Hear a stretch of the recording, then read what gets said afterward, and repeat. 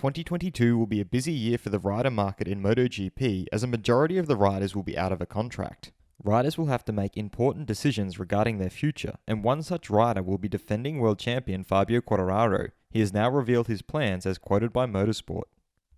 I'm your host Dillon Shelley, and first up on Moto World, Fabio Quartararo issues stern warning to Yamaha. Fabio began by revealing if he is ready to renew his contract with Yamaha. No, I think it's still early. I don't want to sign anything before Malaysia at least. I want to see the evolution of our bike. He then explained why this approach is normal. I think it's normal. I don't think it's normal to sign for 2023 without having started 2022, so I know where my value lies. He then touched on the need for an evolution of the current bike.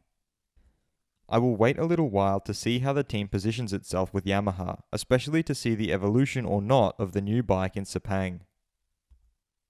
He pointed out how the bike brought by Yamaha to the Jerez test wasn't much of an improvement over the current bike. Well, we tried a really similar bike as Misano. Well, to be honest, it was the bike of Misano, so we tried that. We tried more things that are a new swing arm, some electronics, anti-wheelie, but to be honest, it was a really similar test as Misano. He then spoke about how he needs to see intent. I am asking for very important things. After that, even if it's something that they cannot produce, but as long as they try and there is small improvement, that's good. He signed off by issuing his warning. But if I see that they go in a totally different direction, it can affect my future with Yamaha. Fast feed. Lynn Jarvis, managing director of Yamaha Motor Racing, pointed out that Andrea Dovizioso has often been second in the championship in recent years. He started on the old bike, let's call it the slow bike, but next year he will be on the 2022 spec, and I think the experience he will have gained this year will put him in a better position. I think we'll see the real return of Dovi next season. He is one of the most experienced riders on the grid. I think he can bring a lot of stability to his team and will develop the 2022 factory Yamaha well. Repsol Honda's Pol Espargaro has reiterated that his teammate Marc Marquez is the best because I saw what he does. He is a different talent. I don't think that many are capable of doing what Marc does. Apart from the races in which he shows it, he is fast even on weekends when the bike is not at the required level. Former MotoGP rider Ike Lecuona thinks that in his case, KTM wanted a very young rider who was fast on a very difficult bike. But this is not Ducati or Yamaha. We worked for 2 years and either I was fast or it was the bike, but in many races the 4 KTMs were way behind.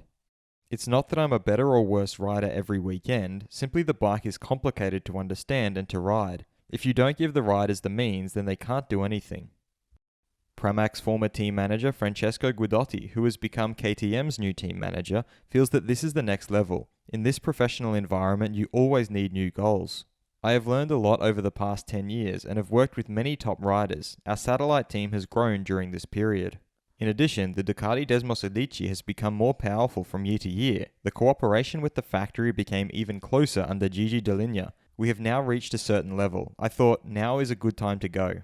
Aprilia's Aleix Espargaro has stated that I feel that I am motivated and I feel that physically and mentally I'm strong enough to race at least 1 or 2 years more. I still have to decide if I want to sign 1 more year. I will say, for example, 2023 or maybe 23-24, but it is also very important to see Aprilia's plan. I don't really talk much about the future with them because I know they've been very, very busy. But we will have time during the winter to discuss, to see their plan, to see their desire, to see if they want a younger rider. Should Aprilia look to sign a younger rider after 2022? Head over to my community page to vote in the poll and let me know what you think in the comments. And if you liked this video, feel free to subscribe and check out my others for all the latest in the world of MotoGP.